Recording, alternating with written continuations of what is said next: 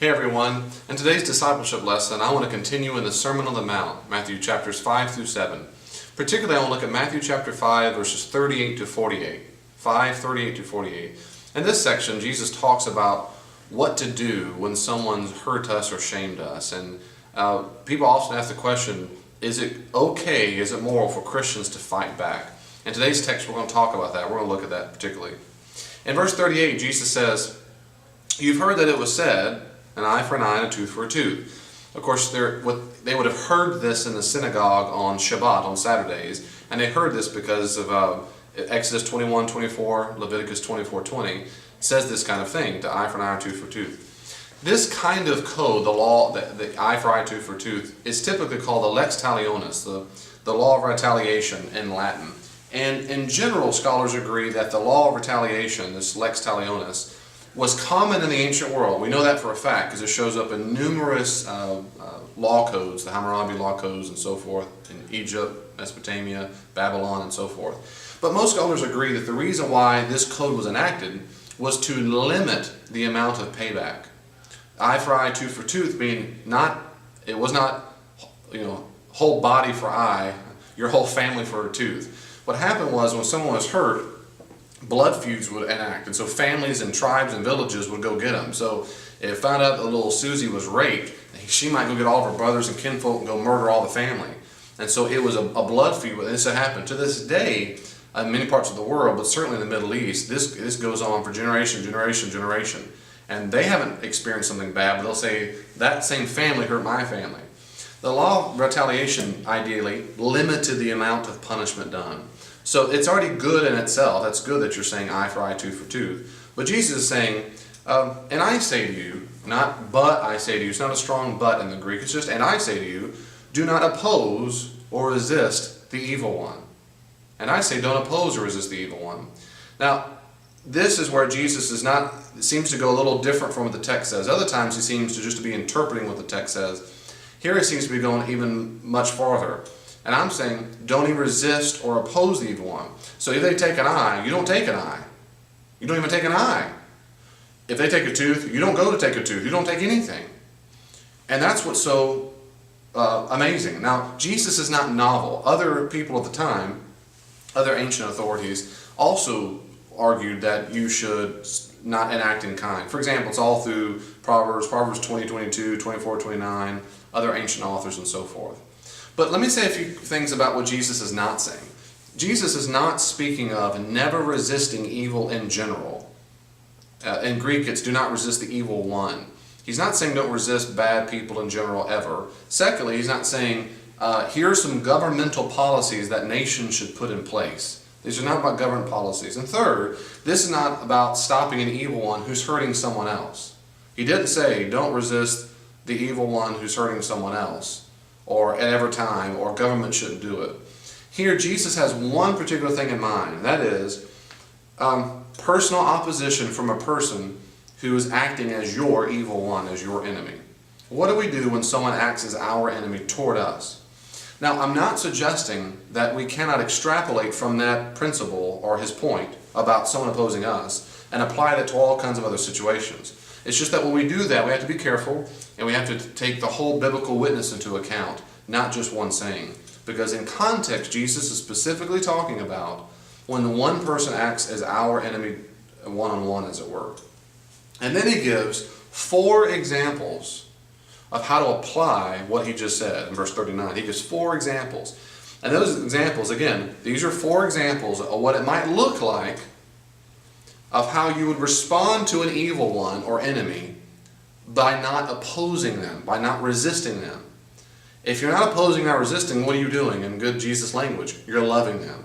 So he gives 4 examples, really, of how to demonstrate love toward an enemy instead of opposition. How to demonstrate love towards someone instead of opposition.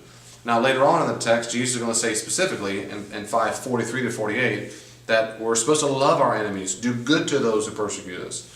So in context, from 5:38 all the way down to 48, this whole section is about Jesus showing us, giving examples of how disciples of Jesus, citizens of the kingdom of God, how we treat people who oppose us, how we love them, So these are examples how not to rip out their tooth if they get our tooth and so forth.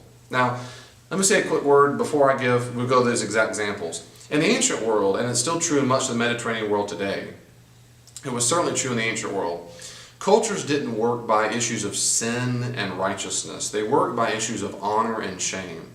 Honor and shame. We have a modern analogy to that, and that is etiquette. It's etiquette. So it's shameful in a Southern American culture if you want to come over and hang out at my house, if I block you out. That is to say, hospitality is a virtue and etiquette, as it were. And it's certainly a virtue in different places in the Bible. But in the South, that's the case. Other parts of the world, it's not as strong as a virtue. Other things that are not even closely derived from the Bible is you can't run in a church building. You can't run in a church building. That's nowhere in the Bible at all. A church building didn't exist until the 4th and early 5th century. But that's etiquette. And so if you don't run in church, and I remember when I was a kid, old people just yell at me, "Don't you dare run in church. Didn't you realize where you are?" And so I would be shamed by that. Why? Because etiquette. It's not because it's a virtue, it's just because etiquette. Well, that's how people in the ancient world worked all the time. So you wanted to build up honor, build up glory, and you wanted to diminish shame. And so they thought of decisions not in so much of terms as, is this right or wrong? They thought in terms of what brings honor and what brings shame. And honor and shame are fluid terms, like water that you can fill up. You can gain it or lose it. Well, Jews, of course, did think in right and wrong, whether it was of God's law or not God's law. So Jews thought that way, but Jews also thought in terms of honor and shame. Now that's important because all the examples Jesus gives are shaming events. They're shaming. They're not necessarily sinful. They're not breaking a law of the Old Testament necessarily, but they are shameful. And in being shaming, they act as the person's enemy. For example, in verse 39, when he says to strike on the right cheek, the person who says if someone strikes on the right cheek, you turn them the other one. Now the assumption is probably that a right-handed person has hit you on the right cheek, which means he struck you backhandedly. So that is that he backhanded you, which is a shameful thing. So Jesus is talking about when a person shames you, not when they punch you to injure. So it's a shaming thing. Therefore, to turn the other cheek means not to retaliate violently. So you turn the other one means I'm not going to punch you back. It means you just turn the other one freely. You offer the other cheek freely and not as a person who is inferior, shamed person. You offer it freely and not as an inferior, shamed person. Now, you offer the other cheek, it demonstrates your love. That is, you're driven by love, not by retaliation. Because our first instinct is a punch back. But he says, nope, your shame's not going to get me on this one. Secondly, what about this idea of a poor person gets sued in their tunic? And he says, if someone sues you for that, you give them the other one. The idea is that, in general, Middle Eastern people, and they still do, most of them, wear two major kinds of garments. You have the outer garment and then the inner garment. The inner garment is typically called a tunic. It's the inner side. It's like a nightgown that's underneath the outer garment. Now, the idea is if you're sued for your inner garment, and you're sued for that, which means you don't have any other material. You can't be sued for a donkey, sued for a crop, sued for money. The point is, if the only thing I can get out of you when I sue you is your tunic, it's like saying I'm suing you for your underwear, which means the person's broke, they're poor, they're low in society. So, now, of course, in Judaism, in Exodus 22:26 and Deuteronomy 24:13, you're not supposed to sue a poor person for the tunic. So that would be breaking the law anyway, the moral law for Jews. But the idea is that if a disciple gives the rest of his clothing, he does so freely. So it's shaming for a person to sue a poor person with their underwear. But Jesus says, look, if they sue you for that, give them everything. Just give them everything. It could be the case that if they give them everything, they go naked and it shames the other person, like how dare you sue a poor person. That could be the case. If that's the case, then I figure Jesus would say more about that. But it seems to be the case he's saying, don't react violently and retaliate. You freely give them everything you got to demonstrate, I don't hate you, my enemy. To demonstrate, I don't hate you. And the third thing that Jesus says, his third analogy of how to not show opposition toward an evil one or an enemy, is in verse 41. If anyone forces you to go 1 mile, go with him 2 miles. Now what is Jesus talking about there? Almost certainly Jesus is talking about a Roman soldier's prerogative to dump his baggage on a other person. Remember that in the first century Palestine, everybody was aware, every non-Roman was aware, that they were not free. They were daily reminded that they were not free. Imagine if during World War II you interviewed people in France and so forth, people around the world when the Nazis took over. They're always reminded, you go outside and you would see people in different uniforms with armed weapons, and they're ready to go, and you're always aware that a military has conquered your country. Well, that's how it was for Jesus and all of his people. And so when a Roman came around and they said, hey, take this baggage, take this Roman cross, as they did for Simon the Cyrene in chapter 27, verse 32, when Jesus was going to Golgotha, they forced this random person, Simon, to help carry the cross. So if he forces you, in verse 41, to go a mile, he says, go a second mile. Saying that. Of course, experiencing the fact that a Roman could force that upon you is a shaming act. Jesus says, you want to respond not by retaliation, but by kind and by lovingness, to say, all right, I'll go a second mile. It demonstrates that you're doing this, just like the other examples, you're doing so freely and not as a shamed, inferior person. You're much more like a friend who wants to help his friend carry his load. It's a way to demonstrate non-violence, non-retaliation to someone who's opposed you, someone an enemy, someone who has shamed you. What about this last example? The last example seems a bit bizarre from the others, but it probably does fit quite well in verse 32. Give to him who begs from you, and do not refuse him who would borrow from you. Now, does that mean every single time someone begs us of things we have to give it to them? Probably not. Jesus is probably referencing Deuteronomy 15, 7 through 11. If we read Deuteronomy 15, 7 to 11, it talks about how we should give to those who need and the poor and so forth. And the point is, we give so, as it says in Deuteronomy, generously, not begrudgingly. The point is, we should give to people without harboring resentment toward them because we have to give to them, but rather we do it generously and kindly. And in context, Jesus is probably saying something like, disciples, don't not lend to a person who is your enemy.